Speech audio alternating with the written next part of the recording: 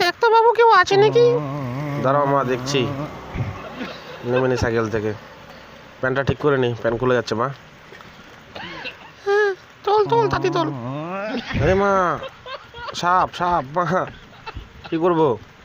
ফেলে দে। চল চল কেটে পড়ি এখান থেকে, নাহলে কেউ দেখলে খারাপ ভাববে, হাসাহাসি করবে আমাদেরকে নিয়ে। হ্যালো,